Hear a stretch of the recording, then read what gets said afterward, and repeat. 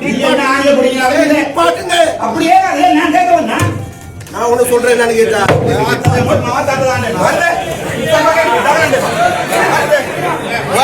அமைச்சருக்கு அடிக்க போன பாராளுமன்ற உறுப்பினர் அர்ச்சுனா. கடுப்பான அமைச்சர் சந்திரசேகர் செய்த செயல். போலீசாரால் வெளியேற்றப்பட்ட அர்ச்சுனா எம்பியால் பரபரப்பு. வீட்டில் உறங்கிக் கொண்டிருந்த பெண்ணின் அறைக்குள் பாய்ந்த மர்ம நபர். அடுத்த நிமிடம் நடந்த திக் சம்பவம். பெண்ணுக்கு நேர்ந்த பரிதாபம். மோப்ப நாயுடன் போலீசார் விசாரணை. பாடசாலைக்குள் திடீரென்று தீப்பற்றிய அதிசொகுசு கார் 8 வயது சிறுவன் செய்த செயல். வெளியான காரணம். போலீசாரின் துப்பாக்கியை பிடுங்கி அதிகாரியை சுட்டுவிட்டு தப்பியோடிய போதைப்பொருள் கடத்தல்காரர். தென்னிலங்கையை அதிர வைத்த சம்பவம். 24 மணி நேரத்துக்குள் போலீசார் செய்த சம்பவம். வீட்டிற்குள் ரகசியமாக தோண்டப்பட்ட பாரிய குழி. புதையல் இருப்பதாக கண்டறிந்த பின்னர் நடத்திய சம்பவம். இளம் பெண்ணுடன் இணைந்து மூவர் செய்த செயல். நடுவானில் பறந்து கொண்டிருந்த ஸ்ரீலங்கா விமானத்திற்கு யமனாக மாறிய பட்டம். இயந்திர கோளாறுக்குள்ளானதால் ஏற்பட்ட அவசர நிலை. கொடிய விலங்குகள் நிறைந்த ஜால பூங்காவிற்குள் கவிழ்ந்த சபாரி ஜீப். பாதுகாப்பு பூங்காவுக்குள் அதிவேகமே காரணமானதாக சந்தேகம். நீர்கொழும்பு சிறையிலிருந்து மாற்றப்பட்ட கைதிகள் மீது நாளாந்தம் 3 முறை தாக்குதல்.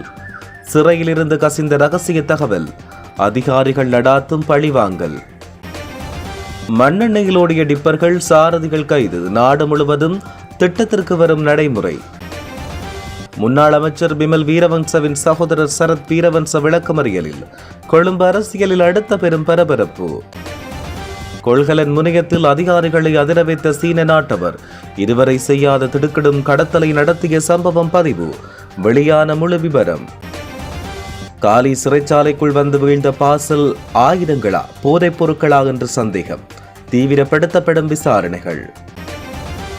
அடுத்த ஜனாதிபதி யார்? இலங்கை அரசியலில் பரபரப்பை ஏற்படுத்திய புதிய கூட்டணிகள். கொழும்பு அரசியலில் உள்ளக சந்திப்புகள் ஆரம்பம். திருகோணமலையில் பிரதான பாதாள உலக குழு தலைவர் உட்பட 3 கைது. தமிழர் பகுதிகளிலும் பரபரப்பாகி வரும் பாதாள கும்பல் செயற்பாடுகள். கிளிநொச்சி மாவட்ட ஒருங்கிணைப்பு குழு கூட்டத்தில் ஏற்பட்டுள்ள கடும் அமைதியின்மை காரணமாக யாழ் மாவட்ட பாராளுமன்ற உறுப்பினர் ராமநாதன் அர்ச்சுனா போலீசாரால் கூட்டத்திலிருந்து பலவந்தமாக வெளியேற்றப்பட்டுள்ளார். இன்று மதியம் இடம்பெற்ற மாவட்ட ஒருங்கிணைப்பு குழு கூட்டத்தின் போது கூட்டத்தின் தலைவரான கடற்றொழில் அமைச்சர் ராமலிங்கம் சந்திரசேகருக்கும் பாராளுமன்ற உறுப்பினர் அர்ச்சுனாவிற்கும் இடையில் திடீரென காரசாரமான வாய்மொழி தர்க்கம் ஏற்பட்டிருந்தது. இருவருக்கு இடையிலான விவாதம் எல்லை மீறிச் சென்று ஒரு கட்டத்தில் கைகலப்பு நிலைக்கு மாறவிருந்த சூழல் உருவாகியிருந்தது. இதனால் கூட்ட அரங்கில் பெரும் பதற்றமும் குழப்பமும் நிலவியது. இதனையடுத்து நிலைமையை கட்டுக்குள் கொண்டு வரும் பொருட்டு அங்கு பாதுகாப்பு பணியில் ஈடுபட்டிருந்த 2 போலீஸ் அதிகாரிகள் தலையிட்டு பாராளுமன்ற உறுப்பினர் அர்ச்சுனாவை அரங்கிலிருந்து வலுக்கட்டாயமாக வெளியே அழைத்துச் சென்றனர். இந்த சம்பவத்தால் மாவட்ட ஒருங்கிணைப்பு குழு கூட்டம் சில நிமிடங்கள் ஸ்தம்பிதமடைந்ததுடன் அப்பகுதியில் பெரும் பரபரப்பும் ஏற்பட்டுள்ளது.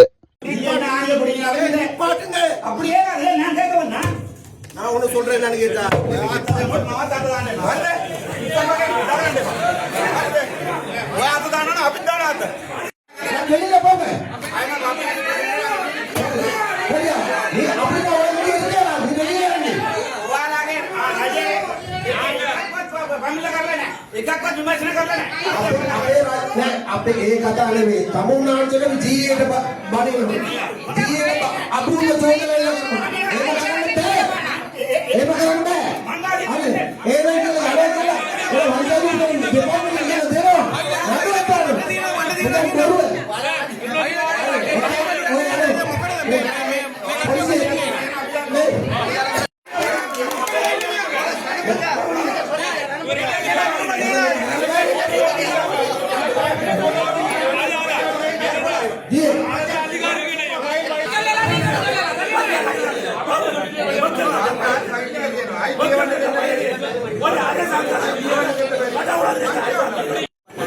அந்த வேண்டுதலுக்கு அமர்ந்திருக்கிறீங்களா?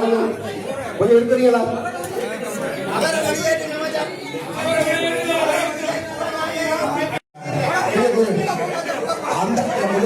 அந்தந்த நேரத்துல வைங்க. இந்த இடத்துல ஏறாது. அப்படி இந்த இடத்துல புடிங்க நீங்க போய் நீங்க புடிங்க பாட்டுங்க. அப்படியே நான் கேட்க வந்தேன். நான் ஒண்ணு சொல்றேன் என்னன்னு கேட்டா மாத்தாடுதானே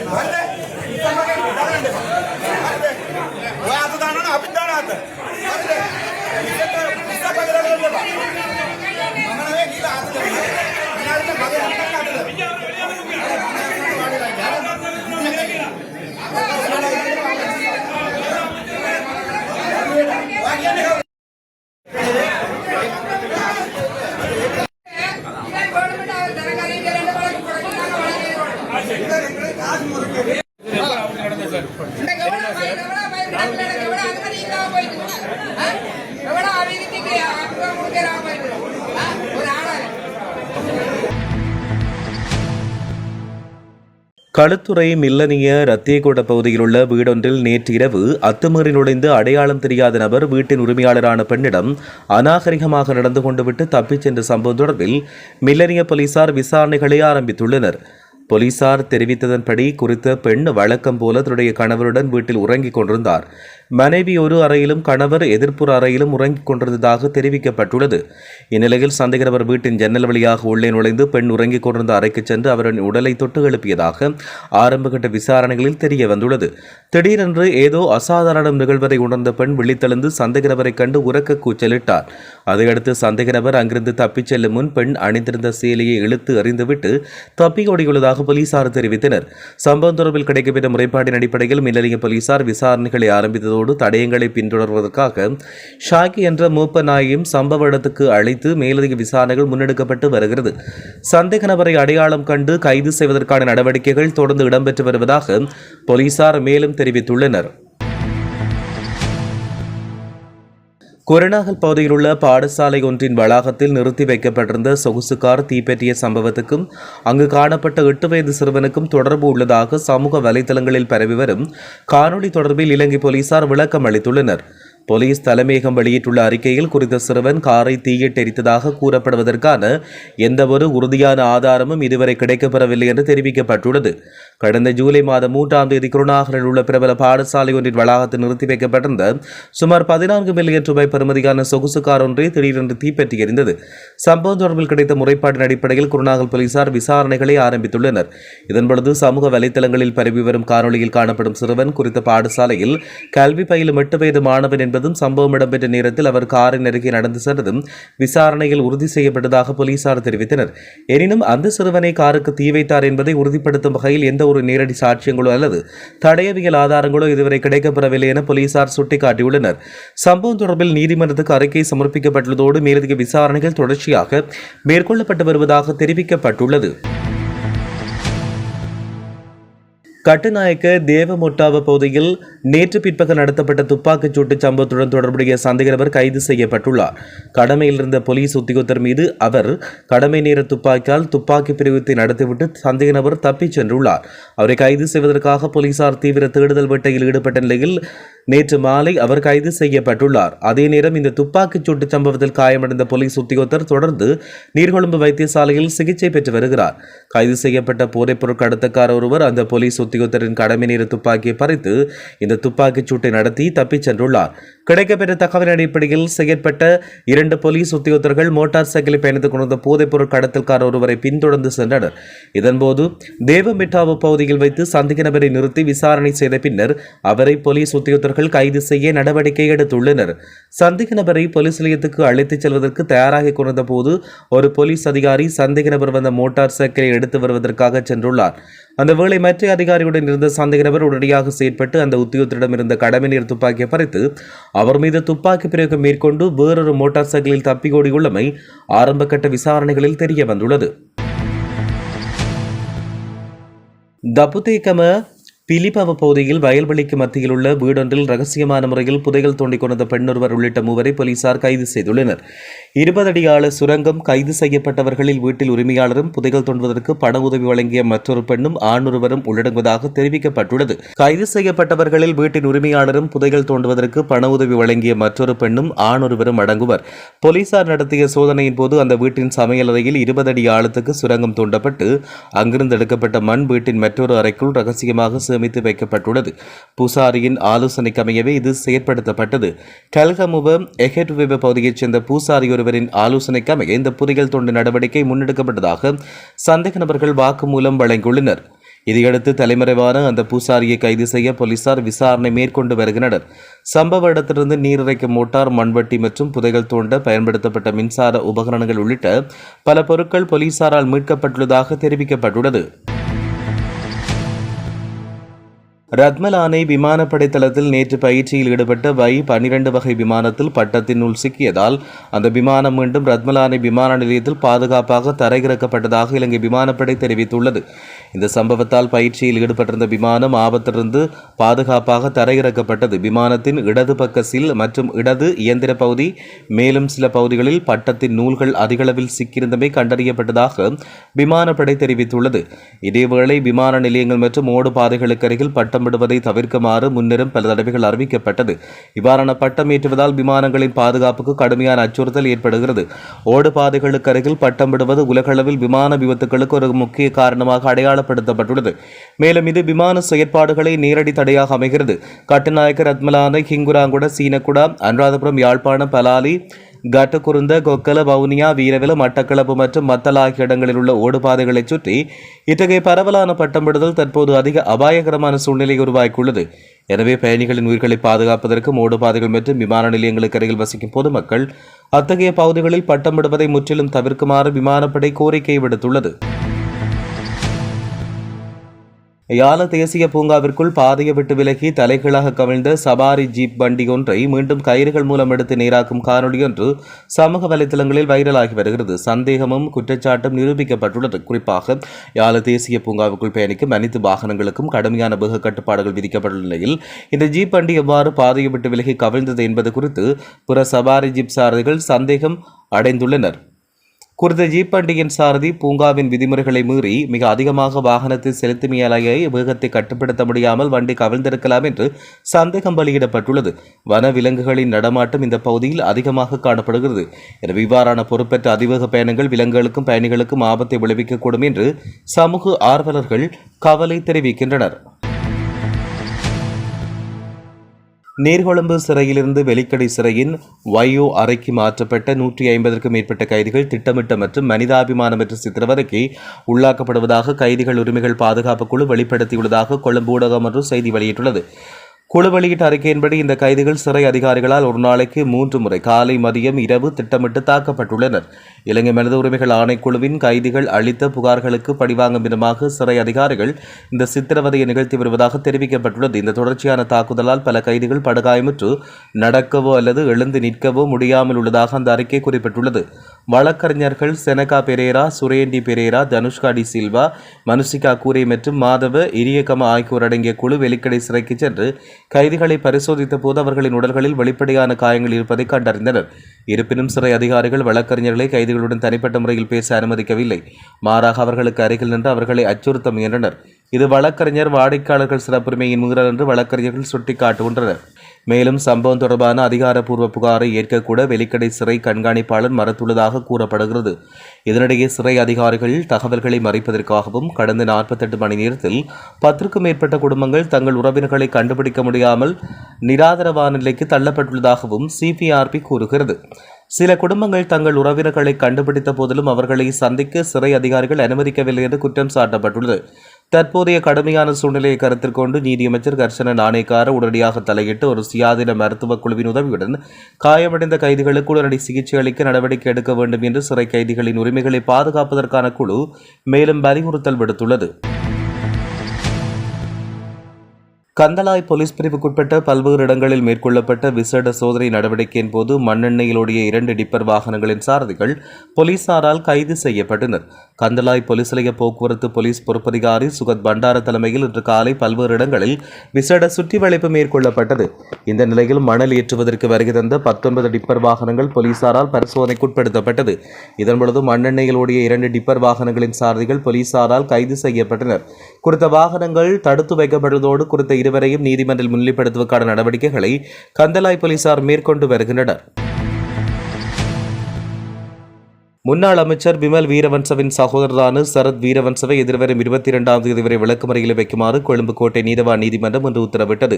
கைது மற்றும் குற்றச்சாட்டின் அடிப்படையில் இவ்வாறு நீதிமன்றம் உத்தரவிட்டது. அரசாங்க வாகனங்களை தவறாக பயன்படுத்தியமை தொடர்பான குற்றச்சாட்டின் கீழ் இது குறித்து முன்னெடுக்கப்பட்டு வரும் விசாரணைக்கு அமைய இன்று காலை போலீஸ் நீதி குற்றப்புலனாய்வு பிரிவால் அவர் கைது செய்யப்பட்டுள்ளார். கைது செய்யப்பட்ட சந்தேக நபர் இன்று நீதிமன்றத்தில் ஆஜர்படுத்தப்பட்டதைத் தொடர்ந்து அவரை எதிர்வரும் 22ஆம் தேதி வரை விளக்கமறியலில் வைக்குமாறு இந்த நீதிமன்றம் உத்தரவிட்டுள்ளது. இது தொடர்பான மேலதிக விசாரணைகளை போலீசார் மேற்கொண்டு வருவதாக தெரிவிக்கப்பட்டுள்ளது. இலங்கை சுங்கப்பிரிவின் மத்திய புலனாய்வு பிரிவுக்கு கிடைத்த ரகசிய தகவலின் அடிப்படையில் ஒருகொடவத்து RCD கொள்கலன் முனையத்தில் நடத்தப்பட்ட சோதனையில் 550 மில்லியன் ரூபாய் பெறுமதியுடைய சட்டவிரோத சிகரெட்டுகள் கைப்பற்றப்பட்டுள்ளன.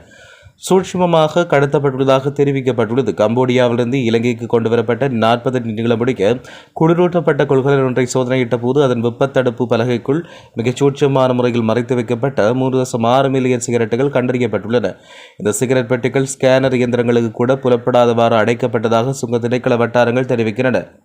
மேலும் கைப்பற்றப்பட்ட சீனாவில் உற்பத்தி செய்யப்பட்ட இந்த சிகரெட்டுகளின் சந்தை பெறுமதி சுமார் 550 மில்லியன் ரூபாய் என்றும் இதன் மூலம் அரசாங்கத்துக்கு கிடைக்கவிருந்த 450 மில்லியன் ரூபாய் வரி வருமான இழப்பு தவிர்க்கப்பட்டுள்ளதாகவும் சுங்க ஊடக பேச்சாளர் சந்தன புஞ்சிகேவா தெரிவித்தார்.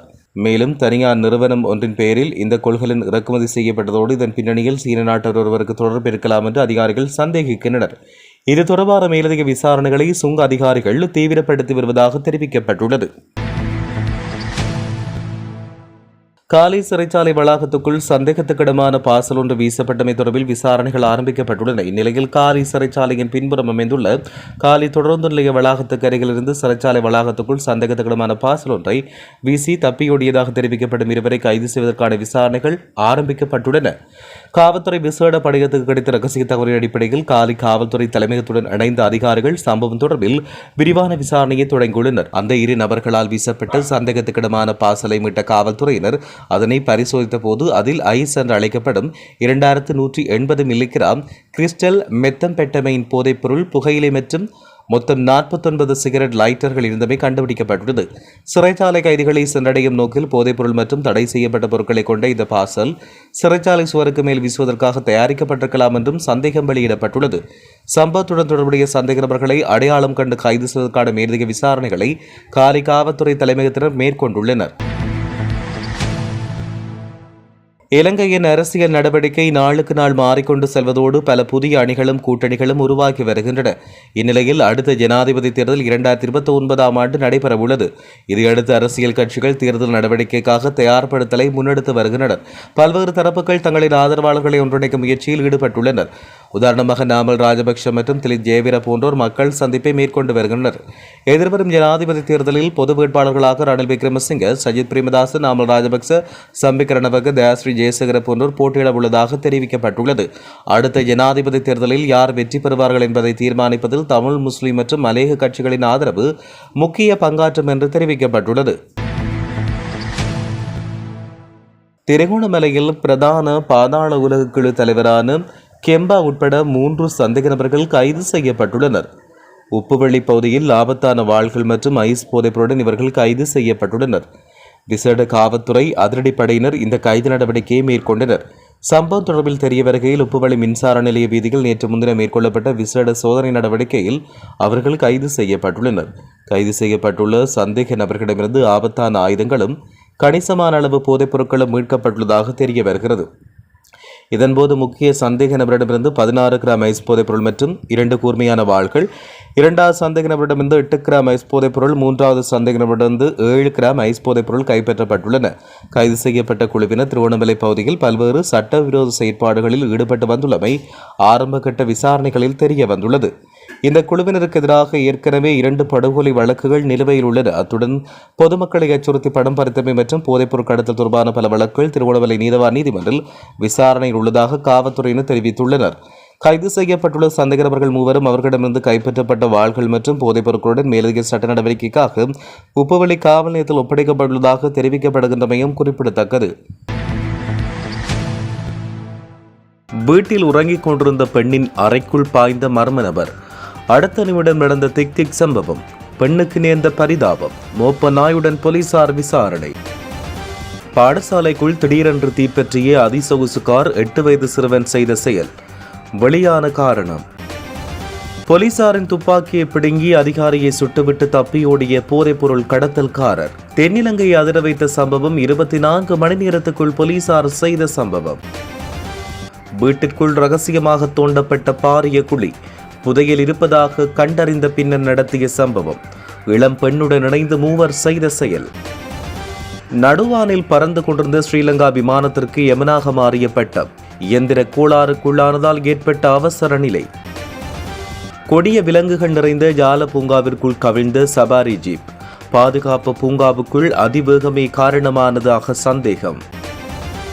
நீர்கொழும்பு சிறையிலிருந்து மாற்றப்பட்ட கைதிகள் மீது நாளாந்தம் 3 முறை தாக்குதல்.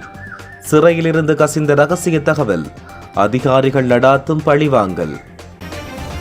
மண்ணெண்ணெயில் ஓடிய டிப்பர்கள் சாரதிகள் கைது. நாடு முழுவதும் திட்டத்திற்கு வரும் நடைமுறை.